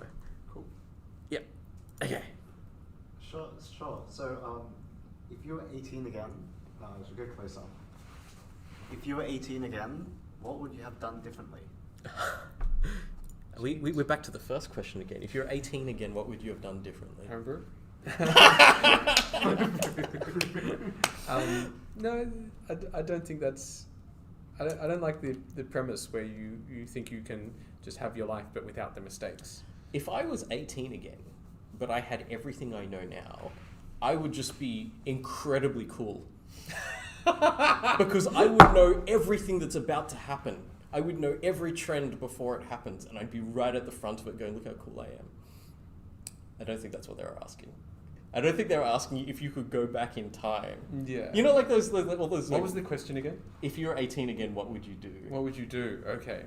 But I don't know. I would eventually turn 19. Do you get to keep all your world of Yeah, experiences? if you get to keep everything that you know Let's now. assume that's the case. Okay. Okay, so I would rock up to university and just be like, why don't you just give me a degree? I'm one of those like super smart people, because all I've got, I'm not actually smarter, But but you I've have just all got that all this experience. It's just like, well, here's what I'm going to do my PhD on. They go, oh, this 18-year-old knows what a PhD is, and I don't know if I would actually do it. No, I might not do the PhD in that case. Everyone do a PhD if you're interested in it. How's your PhD going, Mark? Cut the stream. Anyway, can we take that again? A new question. Yeah. What was, and this question's asked by Deep Fucking Questions. Thank you. They named themselves Named that. themselves that. Right. What was your strongest opinion that you ended up changing your mind on? Strongest opinion that you ended up changing your mind on? Yeah. I don't. Okay, I have one. That when I was younger and stupider, I thought that programming was something that not everyone could get. So I thought that there were some people that were never going to get it, and some people that were like predestined to be able to get it.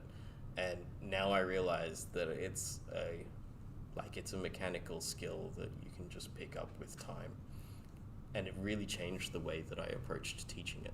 Because previously it would be like, all right, I'm going to pass 80% of this course. The ones that fail should go away and never come back. And like, that's a shit attitude.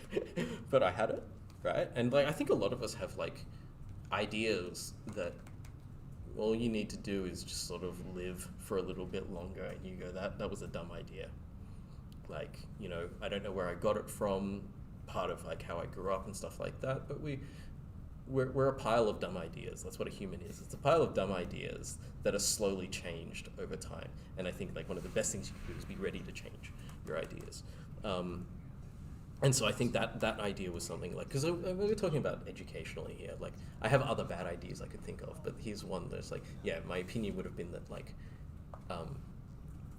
that I was a filter, and that some of these people that I was filtering out didn't deserve to continue, in a sense. Whereas now, I treat every student as something that I would say, everyone's got a timer, and it's the time it's going to take between where you are now and where you will be happy with what you've learned and what you're doing. And everyone's got a different timer based on, you know, what their life situation is, what they've learned up until now, and things like that. But no one's timer is at infinity, so if you want it, it's a matter of, like, it's the same thing I was saying before, you pour the hours in, and then you'll get there. So it doesn't matter if it's going to take you more hours than someone else, because if you want it, you can just put in more hours and there'll be a way. Yeah.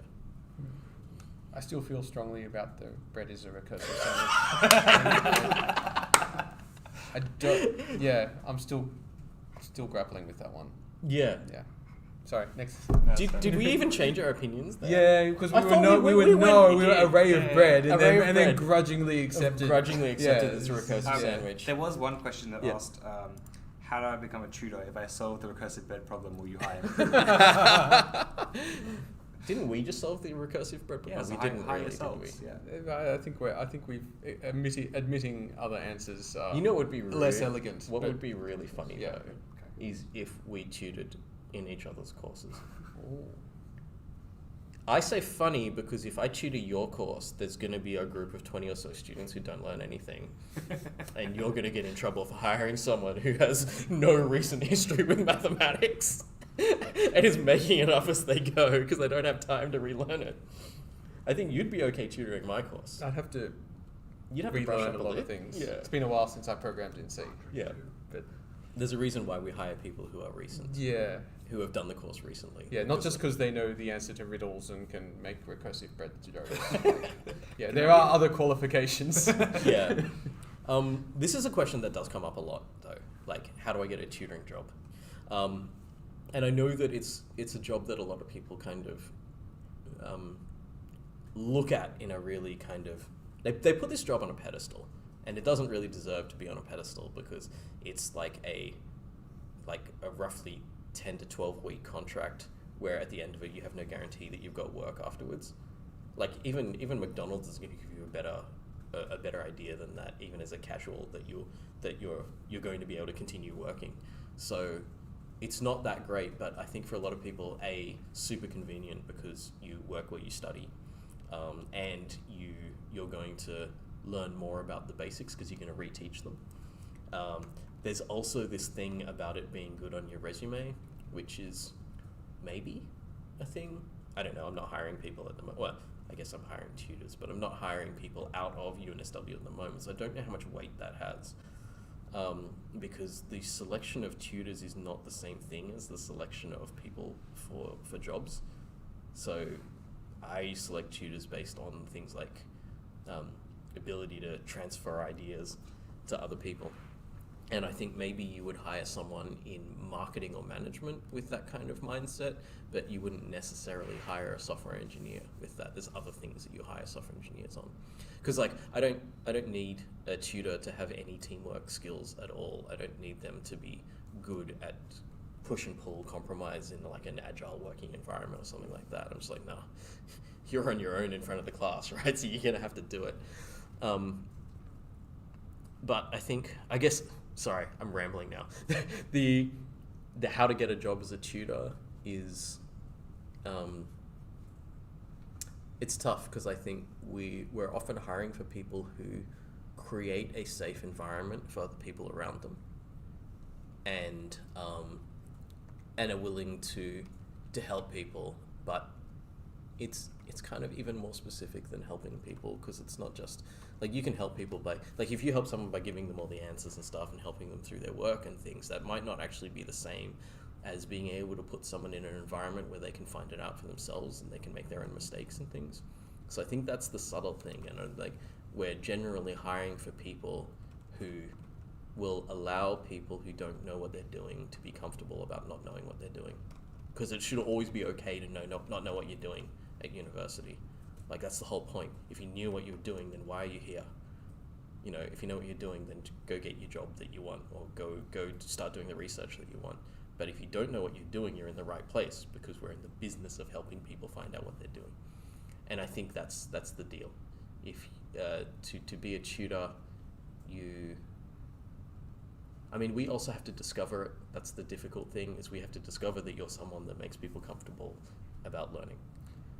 I might jump in here with a question. It's very vague, but with a question from another lecturer that happens to be on Discord. What do you think is the most common mistake that educators in comp and math make? So, question for both of you. Who is it? Who's? Are you? Oh, they won't tell us. It's public. It's a lecturer who's on the Discord. I don't know if they wanted their name public on. Oh, right, that's all right. That's okay. We don't have to. We don't have to out them. Don't want to out them. Yeah, if they want to. You can check later on Discord. It's all public. But so, most common mistake that we make. Oh, it's Hayden. He said it's fine. Oh yeah. I assumed it was, because he was here earlier. Hayden is the lecturer for, is it 1531? Yeah. Which is a later course in computer science. And 6080. Oh, and 6080, which is the front end C++ course. And he's doing the advanced C++ course as well. And probably wow. How's the workload, Hayden? Are you enjoying that level of workload, or are the panic levels rising right now? What do you reckon, Dan? I'm going through mistakes to try and figure out which ones are common.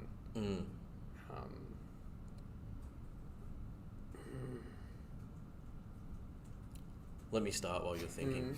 I don't want to leave big gaps.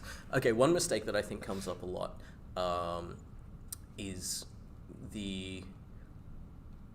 forgetting how you got to where you are. So this is like, I don't know if you've heard like the cycle of competence, like conscious and unconscious competence, where you know how to do something, but you can't remember exactly the path of learning that you took to get there. And so you will teach sometimes, and then you'll just forget that you've made an assumption about, say, 6 months of learning that happened 20 years ago. And then you'll teach people as if everyone has that same level. And so it'll be like, everyone should know this, so I'll just teach as if everyone knows this. And then you just like immediately, like 30-40% of the class are just gone because you haven't gotten them to that point.